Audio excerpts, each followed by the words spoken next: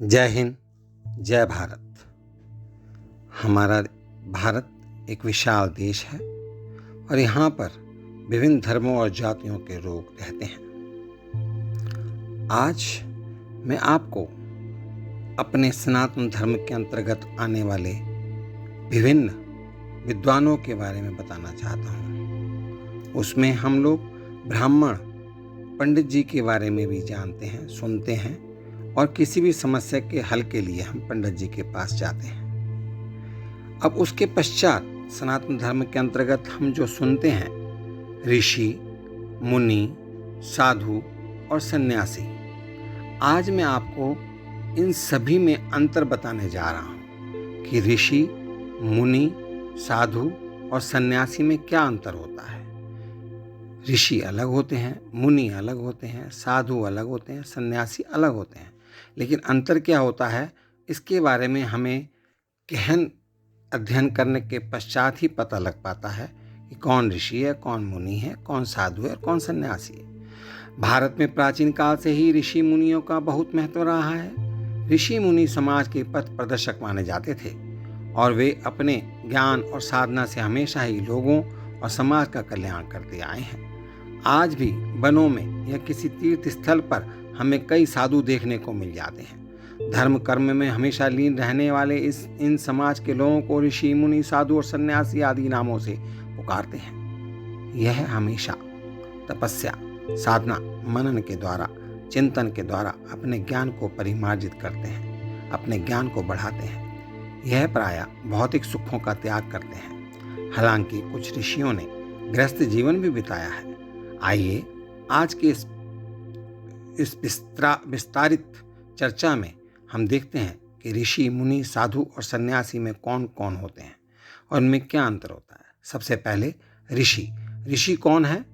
भारत हमेशा से ही ऋषियों का देश रहा है। हमारे समाज में ऋषि परंपरा का विशेष महत्व रहा है।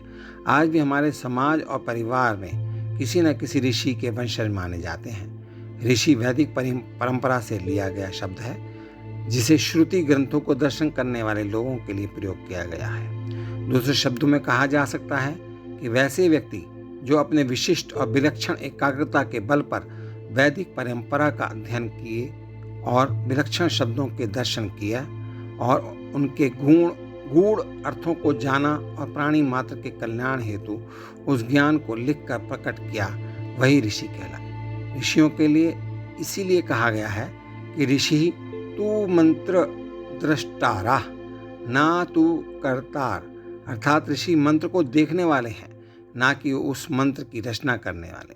हालांकि कुछ स्थानों पर ऋषियों को वैदिक रचनाओं की रचना करने वाले के रूप में भी व्यक्त किया गया है। ऋषि शब्द का अर्थ, ऋषि शब्द ऋष मूल से उत्पन्न हुआ है जिसका अर्थ देखना होता है। इसके अतिरिक्त ऋषियों के प्रकाशित कृत्य को आर्ष कहा जाता है जो इसी मूल शब्द की उत्पत्ति है। दृष्टि यानी नजर भी ऋष से ही उत्पन्न हुआ है। प्राचीन ऋषियों को युग दृष्टा माना जाता था और माना जाता था कि वह अपने आत्मज्ञान का दर्शन करने के लिए है। ऋषियों के संबंध में मान्यता थी कि वह अपने योग्य से परमात्मा को उपलब्ध हो जाते थे और जड़ के साथ साथ चैतन्य को भी देखने में समर्थ होते थे। वे भौतिक पदार्थ के साथ साथ उसके पीछे छिपी ऊर्जा को भी देखने में सक्षम होते थे। अभी ऋषियों के प्रकार के अंतर्गत ऋषि वैदिक संस्कृत भाषा से उत्पन्न शब्द माना जाता है। अतः यह शब्द वैदिक परंपरा का बोध कराता है जिसमें एक ऋषि को सर्वोच्च माना जाता है, अर्थात ऋषि का स्थान तपस्वी और योगी से श्रेष्ठ होता है। अमर सिंघा द्वारा संकलित प्रसिद्ध संस्कृत समानार्थी शब्दकोश के अनुसार ऋषि 7 प्रकार के होते हैं। ब्रह्म ऋषि, देव ऋषि, महर्षि, परम ऋषि, कांड ऋषि, श्रुत ऋषि और राजऋषि। सप्तऋषि। पुराणों में सप्त ऋषियों का केतु, पुलह, पुलस्त्य, अत्रि, अंगिरा, वशिष्ठ और भृगु का वर्णन है। इसी तरह अन्य स्थानों पर सप्त ऋषियों की एक अन्य सूची मिलती है जिसमें अत्रि, भृगु, पौत्स, वशिष्ठ, गौतम, कश्यप और अंगिरस तथा दूसरी में कश्यप, अत्रि, वशिष्ठ, विश्वामित्र, गौतम, जमदग्नि, भारद्वाज को सप्तऋषि कहा गया है। अब मैं आपको बताना चाहता हूँ कि मुनि किसे कहते हैं। मुनि भी एक तरह के ऋषि ही होते थे, किंतु उनमें राग द्वेष का अभाव होता था। भगवत गीता में मुनियों के बारे में कहा गया है कि जिनका चित्त दुख से उद्गीन नहीं होता, जो सुख की इच्छा नहीं करते और जो राग, भय और क्रोध से रहित हैं, ऐसे निश्चल बुद्धि वाले संत मुनि कहलाते हैं। मुनि शब्द मौनी यानी शांत या ना बोलने वाले से निकला है।